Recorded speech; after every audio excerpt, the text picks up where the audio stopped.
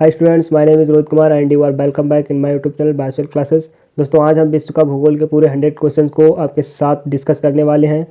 दोस्तों, इन्हीं प्रश्नों को हमने पिछले 4 प्रैक्टिस सेट में कंप्लीट किया है और इस बार हम सेम प्रश्नों को एक ही मैराथन क्लास में कंप्लीट करेंगे। वीडियो लंबी हो सकती है, इसलिए क्वेश्चंस को थोड़ा फास्टली लेकर चलेंगे। ठीक है, तो चलिए स्टार्ट करते हैं। क्वेश्चन नंबर 1, भूगोल की जनक की उपमा किसे प्रदान की गई? ऑप्शन दिया ए हिकेटियस को, बी टालमी को, सी इरेटोस्थनीज को, डी हेरोडोटस को। तो इसका राइट आंसर होगा ऑप्शन नंबर ए हिकेटियस को। क्वेश्चन नंबर 2, सर्वप्रथम जियोग्राफिका शब्द का प्रयोग किसने किया? ऑप्शन दिया ए केपलर को, बी गैलीलियो को, सी इरेटोस्थनीज को, डी अलमसुदी को। तो इसका राइट आंसर होगा ऑप्शन नंबर सी, इरेटोस्थनीज ने जियोग्राफिका शब्द का प्रयोग किया था। नेक्स्ट क्वेश्चन नंबर 3, विश्व के मानचित्र पर सर्वप्रथम देशांतर रेखा खींचने का प्रयास किसने किया था? ए प्लिनी ने, बी हेरोडोटस ने, सी न्यूटन ने, डी इनमें से कोई नहीं। तो इसका जो राइट आंसर होगा वो होगा ऑप्शन नंबर बी। ठीक है, नेक्स्ट क्वेश्चन नंबर 4, 1 डिग्री देशांतर को पार करने में कितना समय लगता है? Option A 2 minute, B 4 minute, C 5 minute, D 10 minute. तो इसका राइट आंसर होगा ऑप्शन नंबर बी, 4 मिनट लगते हैं 1 डिग्री देशांतर को पार करने में। क्वेश्चन नंबर 5, ग्रीनविच या प्राइम मेरिडियन लाइन कहा जाता है? ग्रीनविच या प्राइम मेरिडियन लाइन कहा जाता है। ऑप्शन दिया ए 0 डिग्री देशांतर को, बी 30 डिग्री देशांतर को, सी 90 डिग्री देशांतर को, डी 180 डिग्री देशांतर को। तो इसका जो राइट आंसर होगा वो होगा हमारा ऑप्शन नंबर ए, 0 डिग्री देशांतर को ग्रीनविच तथा मेरिडियन लाइन का कहा जाता है। ठीक है, next question number 6। Question number 6 कह रहा है कि अंतर्राष्ट्रीय तिथि रेखा किसे कहा जाता है? ऑप्शन दिया 0 डिग्री देशांतर को, बी 45 डिग्री देशांतर को, सी 75 डिग्री देशांतर को, डी 180 डिग्री देशांतर को। तो इसका राइट आंसर होगा ऑप्शन नंबर डी, राइट होगा। 180 डिग्री देशांतर को अंतर्राष्ट्रीय तिथि रेखा कहा जाता है, ध्यान रखना। नेक्स्ट क्वेश्चन नंबर 7 कह रहा है कि अंतर्राष्ट्रीय तिथि रेखा किस जलसंधि से होकर गुजरती है? तो ऑप्शन दिया जिब्राल्टर जलसंधि से, बी बेरिंग जलसंधि से, सी पाक जलसंधि से, डी मलक्का जलसंधि से। तो इसका जो राइट आंसर होगा वो होगा ऑप्शन नंबर बी, बेरिंग जलसंधि से अंतर्राष्ट्रीय रेखा होकर जलसंधि से होकर गुजरती है। ठीक है, नेक्स्ट क्वेश्चन नंबर 8, अंतर्राष्ट्रीय तिथि रेखा के पूर्व से पश्चिम की ओर जाने पर समय पर क्या प्रभाव पड़ता है?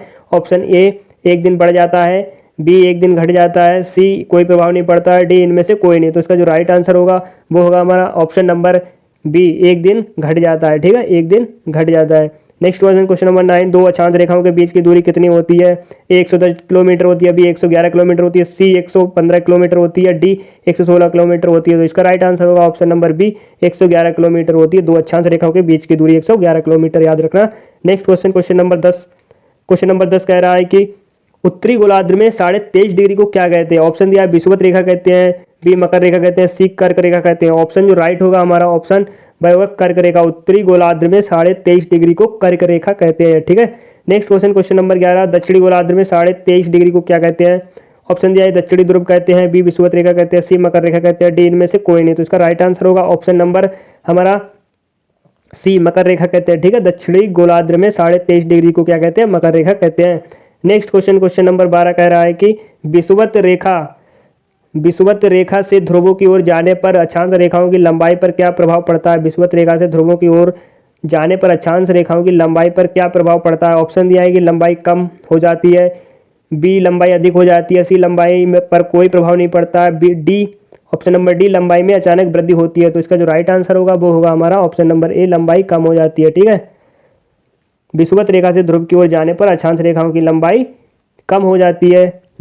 क्वेश्चन नंबर 13, ध्रुवों की ओर जाने पर 2 देशांतर रेखाओं के मध्य दूरी पर क्या प्रभाव पड़ता है? ऑप्शन दिया है कि कम हो जाती है, D B option number B अधिक हो जाती है, सी कोई प्रभाव नहीं, डी इनमें से कोई नहीं। तो इसका जो राइट आंसर होगा वो होगा हमारा ऑप्शन नंबर ए, कम हो जाती है। ठीक है, ध्रुवों की ओर जाने पर 2 देशांतर रेखाओं के मध्य की दूरी कम हो जाती है। नेक्स्ट क्वेश्चन, सौर मंडल में वर्तमान में कितने ग्रह हैं? सौर मंडल में वर्तमान में कितने ग्रह हैं? तो ऑप्शन 7 है, बी 8 है, सी 9 है, डी 10 है। तो इसका जो राइट आंसर होगा वो होगा हमारा ऑप्शन नंबर बी, 8 है। ठीक है, वर्तमान में सौर मंडल में 8 ग्रह हैं। नेक्स्ट क्वेश्चन नंबर 15, सूर्य से सबसे निकटतम ग्रह कौन सा है? ऑप्शन दिया पृथ्वी है, बी मंगल है, सी शुक्र है, डी बुध है। तो इसका राइट आंसर होगा ऑप्शन नंबर डी, बुध। ठीक है, सूर्य से सबसे निकटतम ग्रह कौन सा है? बुध है। नेक्स्ट क्वेश्चन पर पढ़ते हैं।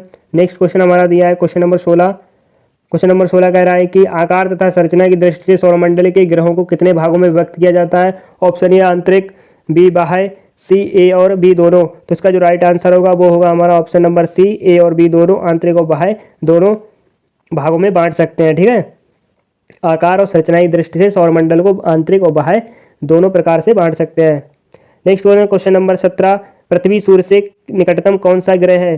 तो ऑप्शन दिया दूसरा है, बी तीसरा है, सी चौथा है। मतलब पृथ्वी सूर्य से निकटतम कौन सा ग्रह है, किस नंबर का ग्रह है? ठीक है, तो वो तीसरा है, ऑप्शन नंबर बी राइट होगा, तीसरा ग्रह है। नेक्स्ट क्वेश्चन नंबर 18, सौरमंडल का सबसे प्रमुख सदस्य किसे कहा जाता है? ऑप्शन दिया B A Prithvi, option A दिया है पृथ्वी, बी मंगल, सी सूर्य एंड डी शनि। ठीक है, तो इसका जो राइट आंसर होगा वो होगा हमारा ऑप्शन नंबर सी, सूर्य को सौरमंडल का प्रमुख सदस्य कहा जाता है। नेक्स्ट क्वेश्चन पर बढ़ते हैं, क्वेश्चन नंबर 19। क्वेश्चन नंबर 19 कह रहा है कि लाल ग्रह किसे कहा जाता है? लाल ग्रह किसे कहा जाता है? ए मंगल को कहते हैं, बी पृथ्वी को कहते हैं, सी वरुण को कहते हैं, डी अरुण को कहते हैं। इसका जो राइट आंसर होगा वो होगा हमारा ऑप्शन नंबर ए, मंगल को क्या कहते हैं? रेड प्लेनेट कहते हैं। नेक्स्ट क्वेश्चन नंबर 20, सौरमंडल का जन्मदाता किसे कहा जाता है? ऑप्शन ब्रह्मवृत्त को कहा जाता है, बी सूर्य को कहा जाता है, सी पृथ्वी को कहा जाता है, डी इनमें से कोई नहीं। इसका राइट आंसर होगा ऑप्शन नंबर बी, सूर्य को सौरमंडल का जन्मदाता कहा जाता है। नेक्स्ट क्वेश्चन नंबर 21, पृथ्वी की बहन किस ग्रह को कहा जाता है? ऑप्शन दिया बुध को, बी मंगल को, सी शुक्र को एंड डी शनि को। तो इसका राइट आंसर होगा ऑप्शन नंबर सी, शुक्र को पृथ्वी की बहन कहा जाता है। ठीक है, नेक्स्ट क्वेश्चन पर बढ़ते हैं। क्वेश्चन नंबर 22 कह रहा है कि संध्या का तारा किससे कहा जाता है? Option A Arun, B Brihaspati, C Varun, D Shukra को। तो संध्या का तारा भी किसे कहते हैं? शुक्र को ही कहते हैं।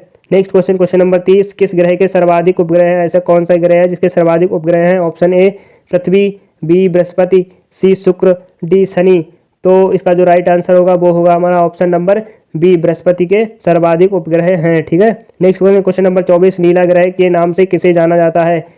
ऑप्शन ए पृथ्वी को, बी अरुण, सी मंगल, डी शुक्र। इसको ये सबको पता होना चाहिए कि पृथ्वी को नीला ग्रह कहा जाता है, ब्लू प्लेनेट कहा जाता है। ठीक है, क्वेश्चन नंबर 25, सौरमंडल में सबसे बड़ा ग्रह कौन है? सौरमंडल में सबसे बड़ा ग्रह कौन सा है? ऑप्शन ए शनि है, बी बृहस्पति है, सी पृथ्वी है, डी अरुण है। तो इसका राइट आंसर होगा ऑप्शन नंबर बी, बृहस्पति जो है वह सौरमंडल में सबसे बड़ा ग्रह है। नेक्स्ट क्वेश्चन, फोबोस तथा डिमोस किसके उपग्रह हैं? ए वरुण के हैं, बी बुध के हैं, सी बृहस्पति, डी मंगल के। इसका जो राइट आंसर है वह है हमारा ऑप्शन डी, मंगल के ग्रह हैं। ठीक है, मंगल के उपग्रह हैं। फोबोस तथा डिमोस जो है वह मंगल ग्रह के उपग्रह हैं। नेक्स्ट क्वेश्चन, किस ग्रह के पास एक भी उपग्रह नहीं है? ऐसा कौन सा प्लेनेट है जिसके पास एक भी अपना उपग्रह नहीं है? तो ए बुध है, बी शुक्र है एंड सी ए और बी दोनों है, डी इनमें से कोई नहीं। तो ऑप्शन सी राइट होगा, ए और बी दोनों। तो बुध और शुक्र के पास अपने कोई उपग्रह नहीं है। क्वेश्चन नंबर नेक्स्ट क्वेश्चन कह रहा है किस ग्रह पर वलय पाए जाते हैं? ऐसा कौन सा ग्रह है जिसपे वलय पाए जाते हैं? तो option C, option number A Shani, B Uranus, C Brihaspati, D A B दोनों।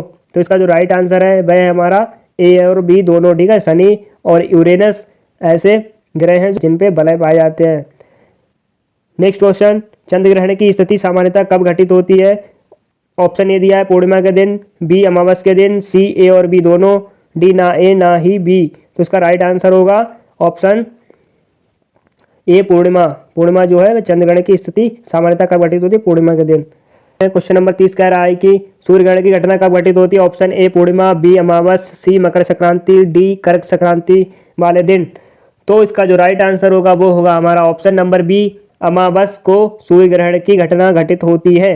नेक्स्ट क्वेश्चन नंबर 31, पृथ्वी की आयु कितनी है? ऑप्शन ए 4 अरब है, बी 4.9 अरब है, सी 4.6 अरब है, डी इनमें से कोई नहीं। तो इसका right answer option number C, मतलब 4.6 अरब पृथ्वी की आयु हो चुकी है। क्वेश्चन नंबर 32, संपूर्ण पृथ्वी का औसत घनत्व कितना है?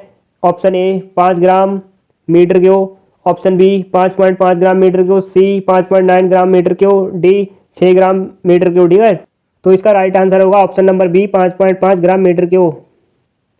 नेक्स्ट क्वेश्चन नंबर 33, सियाल परत का निर्माण किससे हुआ है? ऑप्शन ए सिलिका से, बी एल्यूमिनियम से, सी ए और बी दोनों से, डी इनमें से कोई नहीं। तो इसका जो राइट आंसर होगा option A, option C right होगा, ए और बी दोनों से। सिलिका और एल्यूमिनियम से सियाल परत का निर्माण होता है, सिलिका और एल्यूमिनियम से सियाल परत का निर्माण होता है। क्वेश्चन नंबर 34, पृथ्वी की आंतरिक संरचना के संबंध में सर्वाधिक महत्वपूर्ण जानकारी का स्रोत क्या है? ऑप्शन ए भूविज्ञान, बी भूकंप विज्ञान, सी भूगोल, डी चट्टानी विज्ञान। तो पृथ्वी की जो आंतरिक संरचना है उसके संबंध में अगर जानकारी प्राप्त करना है तो भूकंप विज्ञान को पढ़ना होगा। ठीक है, नेक्स्ट क्वेश्चन नंबर 35 कह रहा है कि पृथ्वी के केंद्र पर पाया जाने वाला चुंबकीय पदार्थ क्या है? तो ऑप्शन दिया है ए लौह है, बी एल्यूमिनियम है, सी निकिल है, डी सिलिका है। तो इसका जो राइट आंसर होगा वो होगा हमारा ऑप्शन नंबर सी निकिल जो है वह पृथ्वी के केंद्र पर सेंटर पे पाया जाने वाला चुंबकीय पदार्थ है। ठीक है, केंद्र में पाया जाने वाला चुंबकीय पदार्थ है। नेक्स्ट क्वेश्चन, क्वेश्चन नंबर 36, निफे परत में किसकी प्रधानता होती है? निफे परत में किसकी प्रधानता होती है? ऑप्शन ए निकिल की होती है, बी लौह अयस्क की होती है, सी एल्यूमिनियम की होती है, डी ए और बी दोनों की होती है। तो इसका जो राइट आंसर होगा वो होगा ए और बी दोनों की होती है। ठीक है, निकिल की भी होती है और लौह अयस्क की भी होती है। नेक्स्ट क्वेश्चन पर बढ़ते हैं। क्वेश्चन नंबर 37 कह रहा है कि क्वेश्चन नंबर 37 कह रहा है मेटल में किन तत्वों की प्रधानता होती है? ऑप्शन ए सिलिका की, बी मैग्नीशियम की, सी ए और बी दोनों की, डी इनमें से कोई नहीं। इसका जो राइट आंसर है भाई ए और बी दोनों। ठीक है, सिलिका और मैग्नीशियम तत्वों की प्रधानता होती है मेटल में। नेक्स्ट क्वेश्चन, क्वेश्चन नंबर 38, कोनार्डो असंबद्धता कहाँ व्याप्त है? कोनार्डो असंबद्धता कहाँ स्थित है, कहाँ व्याप्त है? ऑप्शन ए ऊपरी व निचली क्रस्ट में, बी ऊपरी व निचली मेटल में, सी क्रस्ट व मेटल में, डी मेटल व क्रोड में। तो इसका जो राइट आंसर है वह हमारा ऑप्शन नंबर ए ऊपरी व निचली क्रस्ट में। ठीक है, ऊपरी और निचली क्रस्ट में कोनार्ड असंबद्धता स्थित है। नेक्स्ट क्वेश्चन, क्वेश्चन नंबर 39, ऊपरी व निचली मेटल के बीच सीमा क्षेत्र को क्या कहते हैं? ए रेविटी असंबद्धता कहते हैं, बी लेहमैन असंबद्धता कहते हैं, सी मोह असंबद्धता कहते हैं, डी इनमें से कोई नहीं। तो इसका जो राइट आंसर होगा वो होगा हमारा ऑप्शन नंबर ए रेविटी असंबद्धता जो है तो ऊपरी और निचली मेटल के बीच सीमा के क्षेत्र को कहते हैं। ठीक है, नेक्स्ट क्वेश्चन, क्वेश्चन नंबर 40 कह रहा है, क्वेश्चन नंबर 40 लेह मैन असंबद्धता किन परतों के मध्य पाई जाती है? लेह मैन असंबद्धता किन परतों के मध्य पाई जाती है? ऑप्शन ए क्रस्ट तक मेटल के, बी बाह्य व आंतरिक क्रोड के, सी मेटल तक क्रोड के, डी ऊपरी व निचली मेटल के। इसका जो राइट आंसर होगा वो होगा हमारा ऑप्शन नंबर बी लेहमैन असंबद्धता बाह्य व आंतरिक क्रोड के मध्य पाई जाती है।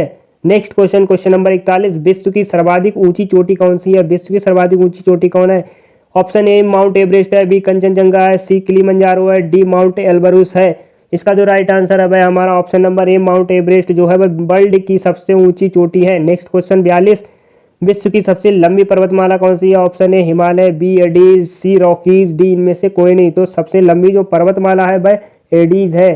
नेक्स्ट क्वेश्चन, क्वेश्चन नंबर 43 कह रहा है कि कौन सा पर्वत महाद्वीपीय जल विभाजक के रूप में जाना जाता है? तो कौन सा पर्वत महाद्वीपीय जल विभाजक के रूप में जाना जाता है? Option A Andes, B Satpura, C Rockies, D Ural. तो इसका राइट जो आंसर होगा ऑप्शन नंबर सी रॉकीज जो है वह पर्वत महाद्वीपीय जल विभाजक के रूप में जाना जाता है। नेक्स्ट क्वेश्चन, क्वेश्चन नंबर 44, विश्व की सर्वोच्च पर्वत चोटी माउंट एवरेस्ट निम्न में से किस देश में स्थित है? ऑप्शन ए भारत में है, बी भूटान में है, सी नेपाल में है, डी तिब्बत में है। तो सर्वोच्च ऊंची चोटी माउंट एवरेस्ट जो है वह नेपाल में स्थित है, ध्यान रखना। ठीक है, नेक्स्ट क्वेश्चन, क्वेश्चन नंबर 45 कह रहा है उत्तरी अमेरिका की सर्वोच्च पर्वत चोटी है। उत्तरी अमेरिका की सर्वोच्च सबसे ऊंची चोटी कौन सी है? ऑप्शन ए कोटोपैक्सी है, बी माउंट अल्बरूस है, सी किलिमंजारो, डी माउंट मैकिनले है। तो इसका जो राइट आंसर होगा वो होगा हमारा option number D mount McKinley जो है भाई उत्तरी अमेरिका की सर्वोच्च ऊंची चोटी है। Next question, question number 46, Rockies, Andes, Atlas, Alps तथा हिमालय किस प्रकार के पर्वत हैं? ऑप्शन ए बलित पर्वत है, बी अवशिष्ट पर्वत है, सी ब्लॉक पर्वत है, डी हस्ट पर्वत है। तो इसका राइट आंसर होगा ऑप्शन नंबर ए बलित पर्वत है। ठीक है, Rockies, Andes, Atlas, Alps, Himalaya जो है वो बलित पर्वत है। Next question, question number 47, Himalaya पर्वत किस प्रकार के पर्वत के अंतर्गत आता है? ऑप्शन ए नवीन पर्वत, बी बलित पर्वत, सी ज्वालामुखी पर्वत, डी ए और बी दोनों। तो हिमालय है ऑप्शन नंबर जो राइट होगा इसका वह डी होगा, ए और बी दोनों, मतलब नवीन पर्वत भी है और बलित पर्वत भी है। ठीक है, नेक्स्ट क्वेश्चन, क्वेश्चन नंबर 48, एकांगुआ पर्वत किस देश में स्थित है? ऑप्शन ए पेरू में, बी अर्जेंटीना में, सी ब्राजील में, डी पराग्वे में। तो इसका जो राइट आंसर है वह हमारा ऑप्शन नंबर बी अर्जेंटीना में एकांगुआ पर्वत स्थित है, अर्जेंटीना में। नेक्स्ट क्वेश्चन पर बढ़ते हैं। क्वेश्चन नंबर 49 कह रहा है कि ब्लैक पर्वत किस प्रकार का पर्वत है? ऑप्शन ए भ्रंशोत्थ पर्वत है, बी गुंबदाकार पर्वत है, सी बलित पर्वत है, डी संग्रहित पर्वत है। तो जो ब्लैक पर्वत किस प्रकार का पर्वत है? ऑप्शन जो राइट होगा हमारा इसका जो राइट आंसर होगा वह है ए भ्रंशोत्थ पर्वत है। ठीक है, क्वेश्चन नंबर 50, अरावली, राजमहल, नीलगिरी तथा सतपुड़ा किस प्रकार के पर्वत है? ऑप्शन ए बलित पर्वत है, बी नवीन पर्वत है, सी अवशिष्ट पर्वत है। तो इसका राइट आंसर होगा ऑप्शन नंबर सी अवशिष्ट पर्वत है। ठीक है, अरावली, राजमहल, नीलगिरी तथा सतपुड़ा कैसे पर्वत है? अवशिष्ट पर्वत है। नेक्स्ट क्वेश्चन, क्वेश्चन नंबर 51, जल के आयतन के आधार पर विश्व की सबसे बड़ी नदी कौन सी है? जल के आयतन के आधार पर विश्व की सबसे बड़ी नदी कौन सी है? ऑप्शन ए ब्रह्मपुत्र नदी है, बी नील नदी है, सी सागपुर नदी है, डी अमेजन नदी है। तो इसका राइट आंसर होगा ऑप्शन नंबर डी अमेजन नदी जो है वह जल के आयतन के आधार पर सबसे बड़ी नदी मानी जाती है। ठीक है, नेक्स्ट क्वेश्चन पर बढ़ते हैं। क्वेश्चन नंबर 52, वोल्गा नदी कहाँ गिरती है? ऑप्शन ए काला सागर में गिरती है, बी अरब सागर में गिरती है, सी लाल सागर में गिरती है एंड डी कैस्पियन सागर में गिरती है। इसका जो राइट आंसर होगा ऑप्शन नंबर डी, कैस्पियन सागर में क्या है, हमारी वोल्गा नदी गिरती है। चलिए बढ़ते हैं नेक्स्ट क्वेश्चन की तरफ। क्वेश्चन नंबर 53 कह रहा है कि किस सभ्यता को नील नदी का वरदान कहा जाता है? किस सभ्यता को नील नदी का वरदान कहा जाता है? तो ऑप्शन दिया मिस्र की सभ्यता को, एंड बी मेसोपोटामिया की सभ्यता को, एंड सी रोम की सभ्यता को, एंड डी सिंधु सभ्यता को। तो इसका जो राइट आंसर होगा हमारा ऑप्शन नंबर ए, मिस्र की सभ्यता को नील नदी का वरदान कहा जाता है। ऑप्शन ए राइट होगा। नेक्स्ट क्वेश्चन, क्वेश्चन नंबर 54, विश्व की सबसे व्यस्त व्यापारिक नदी कौन सी है? ऑप्शन ए सीन नदी है, बी यांगत्जी नदी है, सी अमेजन नदी है, डी राइन नदी है। इसका जो राइट आंसर होगा ऑप्शन नंबर डी, राइन नदी वह विश्व की सबसे व्यस्त व्यापारिक नदी है। नेक्स्ट क्वेश्चन, क्वेश्चन नंबर 55, कौन सी नदी भूमध्य रेखा को 2 बार काटती है? ऑप्शन ए कांगो नदी, बी जायरे नदी, सी जाम्बेजी नदी, डी नील नदी। तो जो हमारी इसका जो राइट आंसर हो कांगो नदी वह भूमध्य रेखा को 2 बार काटती है। क्वेश्चन नंबर 56, विश्व की कौन सी नदी मकर रेखा को 2 बार काटती है? ऑप्शन ए ऑरेंज नदी, बी लिम्पोपो नदी, सी पीली नदी, डी मिसिसिपी नदी। तो इसका ऑप्शन जो राइट होगा वो होगा ऑप्शन नंबर बी, लिम्पोपो नदी वह मकर रेखा को 2 बार काटती है। नेक्स्ट क्वेश्चन, क्वेश्चन नंबर 57, नील नदी कहाँ गिरती है? ऑप्शन ए लाल सागर में, बी अरल सागर में, सी भूमध्य सागर में, डी काला सागर में। तो इसका जो राइट आंसर होगा ऑप्शन नंबर सी, भूमध्य सागर में नील नदी गिरती है। ठीक है, भूमध्य सागर में नील नदी गिरती है। क्वेश्चन नंबर 58, किस नदी को यूरोपीय व्यापार की जीवन रेखा कहा जाता है? किस नदी को यूरोपीय व्यापार की जीवन रेखा कहा था? ऑप्शन वोल्गा नदी को, बी डेन्यूब नदी को, सी निस्टर नदी को, डी राइन नदी को। तो इसका राइट आंसर होगा ऑप्शन डी, राइन नदी को क्या कहते हैं? यूरोपीय व्यापार की जीवन रेखा कहते हैं। Next question, question number 59, Irrawaddy किस देश की एक प्रमुख नदी है? ऑप्शन बांग्लादेश की है, बी म्यांमार की है, सी नेपाल की है, बी डी भूटान की है। तो इसका जो राइट आंसर होगा बी, म्यांमार की नदी है। ठीक है, इरावदी म्यांमार की नदी है। चीन का शोक किस नदी को कहा जाता है? ऑप्शन है पेली नदी को, बी यांगत्स्कियांग नदी को, सी मेकांग नदी को, डी सांगपो नदी को। इसका जो राइट आंसर होगा ऑप्शन नंबर ए, पीली नदी को चीन का शोक कहा जाता है। क्वेश्चन नंबर 61, एशिया की सबसे लंबी नदी किसे कहा जाता है? एशिया की सबसे लंबी नदी किसे कहा जाता है? ए ब्रह्मपुत्र नदी को, बी नील नदी को, सी यांगत्स्कियांग नदी को, डी राप्ती नदी को। तो इसका जो राइट आंसर होगा वह है ऑप्शन सी, यांगत्स्कियांग नदी को एशिया की सबसे लंबी नदी कहा जाता है। क्वेश्चन नंबर 62, नील नदी कहाँ से निकलती है? ऑप्शन ए विक्टोरिया झील से, बी तगानिया झील से, सी मलावी झील से, डी चाड़ झील से। इसका जो राइट आंसर होगा वह हमारा ऑप्शन ए, विक्टोरिया झील से नील नदी निकलती है। क्वेश्चन नंबर 63, मिसिसिपी और मिसौरी निम्न में से क्या है? ऑप्शन ए झीलें हैं, बी नदियां हैं, सी नहरें हैं। तो इसका राइट आंसर होगा बी, नदियां हैं। ठीक है, नेक्स्ट क्वेश्चन, क्वेश्चन नंबर 64, विश्व में महाद्वीपों की संख्या कितनी है? विश्व में महाद्वीपों की संख्या कितनी है? सबको पता होना चाहिए। ऑप्शन ए 5 है, बी 7 है, सी 8 है, डी 9 है। तो महाद्वीपों की संख्या 7 है। ठीक है, क्वेश्चन नंबर 65, क्षेत्रफल की दृष्टि से सबसे बड़ा महाद्वीप कौन सा? ऑप्शन ए यूरोप है, बी अफ्रीका है, सी उत्तरी अमेरिका है, डी एशिया। तो क्षेत्रफल की दृष्टि से सबसे बड़ा जो महाद्वीप है वह है हमारा ऑप्शन डी, राइट होगा, एशिया महाद्वीप क्षेत्रफल की दृष्टि से सबसे बड़ा महाद्वीप है। नेक्स्ट क्वेश्चन, क्वेश्चन नंबर 66 कह रहा है कि किस महाद्वीप को विज्ञान के लिए समर्पित महाद्वीप कहा जाता है? ऑप्शन ए अंटार्कटिका को, बी एशिया को, सी यूरोप को, डी ऑस्ट्रेलिया को। इसका जो राइट आंसर होगा ऑप्शन ए, अंटार्कटिका महाद्वीप को विज्ञान के लिए समर्पित महाद्वीप कहा जाता है। क्वेश्चन 67, कौन सा महाद्वीप नई दुनिया के नाम से जाना जाता है? नई दुनिया के नाम से कौन सा महाद्वीप जाना जाता है? ऑप्शन ए अफ्रीका, बी उत्तरी अमेरिका, सी दक्षिण अमेरिका, डी यूरोप। इसका जो राइट आंसर होगा ऑप्शन उत्तरी अमेरिका। ठीक है, ऑप्शन जो बी राइट होगा। Next question, question number 68, Asia महाद्वीप का सबसे छोटा देश कौन सा है? एशिया महाद्वीप का सबसे छोटा देश कौन सा? ऑप्शन ए लक्षद्वीप है, बी मालदीव है, सी इंडोनेशिया है, एंड डी ताइवान है।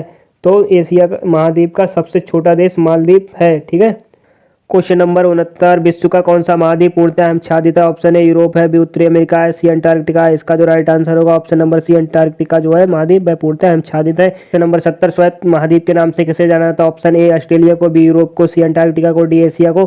तो इसका जो राइट आंसर होगा ऑप्शन हमारा सी, राइट होगा, अंटार्कटिका को क्या कहते हैं? श्वेत महाद्वीप के नाम से जाना जाता है। नेक्स्ट क्वेश्चन, क्वेश्चन नंबर 71, विश्व का कौन सा महाद्वीप द्वीपीय महाद्वीप के नाम से जाना जाता है? ऑप्शन ए अफ्रीका, बी दक्षिण अमेरिका, सी ऑस्ट्रेलिया। इसका राइट आंसर होगा ऑप्शन नंबर सी, ऑस्ट्रेलिया को द्वीपीय महाद्वीप के नाम से भी जाना जाता है। नेक्स्ट क्वेश्चन नंबर 72, किस महाद्वीप को अंध महाद्वीप के नाम उपनाम से जाना जाता है? ठीक है, इसका जो राइट आंसर होगा ऑप्शन नंबर ए उत्तरी अमेरिका, बी अफ्रीका, सी दक्षिण अमेरिका, डी ऑस्ट्रेलिया। इसमें इसका राइट आंसर होगा ऑप्शन नंबर बी अफ्रीका जो है वह अंध महाद्वीप के नाम से भी जाना जाता है। क्वेश्चन नंबर 73 कह रहा है कौन से महाद्वीप एक दूसरे का प्रतिबिंब प्रस्तुत करते हैं? कौन सा महाद्वीप है वह एक दूसरे के प्रतिबिंब प्रस्तुत करते हैं? ऑप्शन ए उत्तरी अमेरिका और दक्षिणी America, B Europe Asia, C Asia और ऑस्ट्रेलिया, डी दक्षिण अमेरिका और अफ्रीका। इसका right answer option number D होगा। ठीक है, दक्षिण अमेरिका और अफ्रीका वह एक दूसरे का प्रतिबिंब प्रस्तुत करते हैं। नेक्स्ट क्वेश्चन नंबर 74, किस महाद्वीप से होकर विषुवत, कर्क एवं मकर तीनों रेखाएं गुजरती हैं? Option A Asia, B Australia, C उत्तरी अमेरिका, डी अफ्रीका। इसका राइट आंसर होगा ऑप्शन नंबर डी अफ्रीका उस महाद्वीप से होकर विषुवत, कर्क और मकर तीनों रेखाएं होकर गुजरती हैं। क्वेश्चन नंबर 75, अफ्रीका महाद्वीप का सर्वोच्च पर्वत शिखर है? Option A mount Kilimanjaro, B mount Elbrus, C mount Cotopaxi, D mount McKinley. इसका जो राइट आंसर होगा option number A mount Kilimanjaro को अफ्रीका महाद्वीप का सर्वोच्च पर्वत शिखर कहते हैं। ठीक है, नेक्स्ट क्वेश्चन नंबर 76 कह रहा है क्वेश्चन 76, किस महाद्वीप में आंतरिक जलमार्गों का विकास अधिक हुआ? ऑप्शन ए एशिया में, बी यूरोप में, सी ऑस्ट्रेलिया में, डी अफ्रीका में। इसका जो राइट आंसर होगा हमारा ऑप्शन नंबर बी यूरोप। ठीक है, यूरोप में आंतरिक जलमार्गों का विकास अधिक हुआ है। नेक्स्ट क्वेश्चन नंबर 77, कौन सा महाद्वीप मरुस्थल विहीन है? ऐसा कौन सा महाद्वीप है जो जिसमें एक भी मरुस्थल नहीं पाया जाता? ऑप्शन ए ऑस्ट्रेलिया है, बी एशिया है, सी यूरोप है, डी इनमें से कोई नहीं। इसका जो राइट आंसर होगा ऑप्शन नंबर सी यूरोप जो है ऐसा महाद्वीप है जिसमें एक भी मरुस्थल नहीं है। नेक्स्ट क्वेश्चन नंबर 78 कह रहा है ऑस्ट्रेलिया महाद्वीप से होकर कौन सी अक्षांश रेखाएं गुजरती हैं? ऑस्ट्रेलिया महाद्वीप से होकर कौन सी अक्षांश रेखाएं गुजरती हैं? ऑप्शन ए विषुवत रेखा, बी कर्क रेखा, सी मकर रेखा। इसका जो राइट आंसर होगा ऑप्शन नंबर सी मकर रेखा है। ठीक है, ऑस्ट्रेलिया महाद्वीप से होकर मकर रेखा गुजरती है। क्वेश्चन नंबर 79, कौन सा महासागर उत्तरी अमेरिका महाद्वीप को स्पर्श नहीं करता? ऑप्शन ए प्रशांत महासागर, बी हिंद महासागर, सी आर्कटिक महासागर एंड डी अटलांटिक महासागर। तो 79 का जो राइट आंसर होगा हमारा ऑप्शन नंबर बी। ठीक है, बी हिंद महासागर उत्तरी अमेरिका महाद्वीप को स्पर्श नहीं करता है। बाकी के प्रशांत महासागर, आर्कटिक महासागर एंड अटलांटिक महासागर ये स्पर्श करते हैं। क्वेश्चन नंबर 80, अटलांटिक महासागर का सबसे गहरा भाग है? ए प्यूटोरिको गर्त, बी मेरियाना गर्त एंड सी सुंड एंड डी इनमें से कोई नहीं। तो इसका जो राइट आंसर होगा ऑप्शन नंबर ए प्यूटोरिको गर्त जो है वह अटलांटिक महासागर का सबसे गहरा भाग है। नेक्स्ट क्वेश्चन नंबर 81, सार गैसों सागर कहाँ स्थित है? ऑप्शन ए दक्षिण अटलांटिक महासागर में, बी प्रशांत महासागर में, सी उत्तरी अटलांटिक महासागर में, डी हिंद महासागर में। तो इसका जो राइट आंसर होगा ऑप्शन नंबर सी उत्तरी अटलांटिक महासागर में सार गैसों सागर स्थित है। नेक्स्ट क्वेश्चन पर बढ़ते हैं। क्वेश्चन नंबर 82 कह रहा है हमारा कि विश्व का सबसे छोटा महासागर कौन सा है? हिंद महासागर है, अटलांटिक महासागर है, आर्कटिक महासागर या प्रशांत महासागर है? इसका जो राइट आंसर होगा वह होगा हमारा ऑप्शन नंबर सी आर्कटिक महासागर। ठीक है, आर्कटिक महासागर जो है वह सब विश्व का सबसे छोटा महासागर है। नेक्स्ट क्वेश्चन नंबर 83, अग्निवलय की उपस्थिति किस महासागर में पाई जाती है? ऑप्शन ए प्रशांत महासागर में, बी उत्तरी अटलांटिक महासागर में, सी दक्षिणी अटलांटिक महासागर में, डी हिंद महासागर में। इसका जो राइट आंसर होगा ऑप्शन नंबर ए प्रशांत महासागर। ठीक है, अग्निवलय प्रशांत महासागर में पाए जाते हैं। नेक्स्ट क्वेश्चन नंबर 84, बरमुंडा त्रिभुज किस महासागर में स्थित है? ऑप्शन ए आर्कटिक महासागर में, बी उत्तरी अटलांटिक महासागर में, सी दक्षिणी अटलांटिक महासागर में, डी इनमें से कोई नहीं। इसमें जो राइट आंसर है वह हमारा ऑप्शन नंबर बी उत्तरी अटलांटिक महासागर में। ठीक है, बरमुंडा त्रिभुज उत्तरी अटलांटिक महासागर में स्थित है। नेक्स्ट क्वेश्चन पर बढ़ते हैं। क्वेश्चन नंबर 85 कह रहा है कि विश्व का सबसे बड़ा महासागर कौन सा है? विश्व का सबसे बड़ा महासागर कौन सा? ऑप्शन ए प्रशांत महासागर है, बी हिंद महासागर है, सी अंटार्कटिका महासागर है एंड डी अटलांटिक महासागर है। इसमें जो राइट आंसर होगा ऑप्शन नंबर ए प्रशांत महासागर जो है विश्व का सबसे बड़ा महासागर है, ध्यान रखना।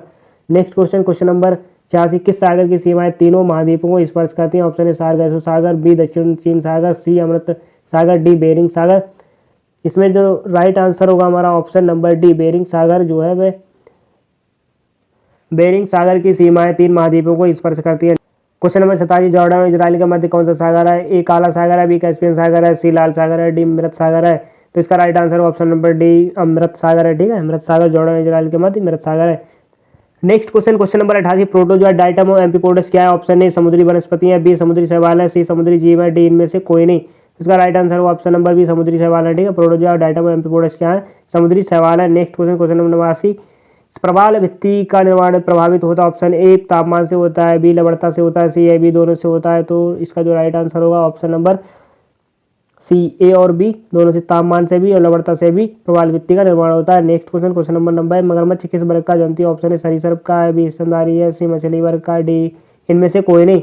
इसका जो राइट आंसर होगा ऑप्शन नंबर ए, ठीक है, सरीसृप वर्ग का जंतु है। नेक्स्ट क्वेश्चन नंबर 91, किस मछली के शरीर पर एक जहरीली कांटेदार पूंछ पाई जाती है? ए D1 फिश के, बी डेथ रे के, सी किलर कैट फिश के, डी किलर स्नेक हेड के। इसका जो राइट आंसर होगा ऑप्शन नंबर बी, डेथ रे ऐसी मछली है जिसकी पूंछ पर जहरीली और कांटेदार होती है। नेक्स्ट क्वेश्चन नंबर 92, केकड़ा किस संघ का जंतु? केकड़ा किस संघ का जंतु? ऑप्शन ए आर्थ्रोपोडा, बी सरीसृप, सी स्तनपायी, तो इनमें से डी, इनमें से कोई नहीं।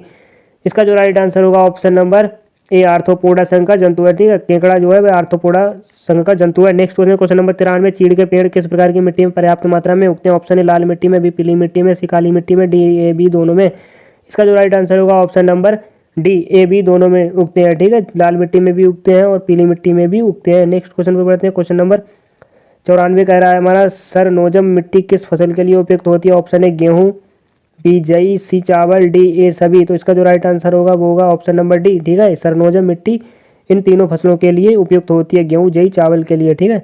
नेक्स्ट क्वेश्चन नंबर 95, टुंड्रा मृदा में क्या पाया जाता है? टुंड्रा मृदा में क्या पाया जाता है? ऑप्शन ए काई होती है, बी मॉस होते हैं, ए बी दोनों होते हैं, डी इनमें से कोई नहीं। इसका जो राइट आंसर होगा वो होगा option number C, A B दोनों, काई और मॉस दोनों पाए जाते हैं। नेक्स्ट क्वेश्चन नंबर 96 कह रहा है कि पशुओं के चारागाह के लिए उपयुक्त होता है। ऑप्शन ए सरनोजम होता है, बी मरुस्थली होता है, सी पोडजोल होता है, एंड डी चेस्टनट होता है। इसका जो राइट आंसर होगा ऑप्शन नंबर डी, चेस्टनट होता है, ठीक है। पशु के चारागाह के लिए उपयुक्त चेस्टनट होता है। क्वेश्चन नंबर 97, मक्का किस मृदा की प्रमुख फसल है? ऑप्शन ए लाल मिट्टी की है, बी पीली मिट्टी की है, सी प्रेरी मिट्टी की है, डी काली मिट्टी की है।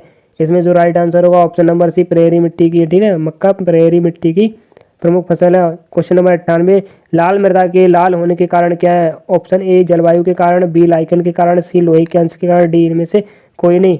इसमें जो राइट आंसर होगा वो होगा ऑप्शन नंबर सी, लोहे के अंश के कारण होता है, ठीक है। मृदा जो लाल होती है वो लोहे के अंश के कारण होता है। नेक्स्ट क्वेश्चन में बढ़ते हैं। क्वेश्चन नंबर 99 कह रहा है कि भारत में काली मृदा किस भाग में पाई जाती है? ऑप्शन दिया उत्तरी भारत में, उत्तरी भाग में, बी दक्षिणी भाग में, ऑप्शन नंबर सी उत्तरी पश्चिमी भाग में, डी दक्षिणी पश्चिमी भाग में। तो इसका जो राइट आंसर होगा वो होगा हमारा ऑप्शन नंबर सी, उत्तरी पश्चिमी भाग में भारत में काली मिट्टी पाई जाती है। नेक्स्ट क्वेश्चन नंबर 100, काली मिट्टी को अन्य किस नाम से जाना जाता है? तो ए रेगुर मिट्टी, बी लाल मिट्टी, सी लैटेराइट, डी पोडजोल। तो इसका जो राइट आंसर होगा रेगुर मिट्टी के नाम से भी जाना जाता है काली मिट्टी को। दोस्तों हमारी मैराथन क्लास यहीं पर कंप्लीट हो गई है, और किसको क्या समझ नहीं आया है, अगर कोई डाउट हो तो हमें कमेंट के माध्यम से ज़रूर बताएं। और चलिए लेते हैं विदा आज के लिए, मिलते हैं नेक्स्ट प्रैक्टिस सेट में यही इसी जोश के साथ। तब तक के लिए बने रहिए हमारे चैनल पे, और चैनल को सब्सक्राइब जरूर कर लें नेक्स्ट वीडियो पाने के लिए।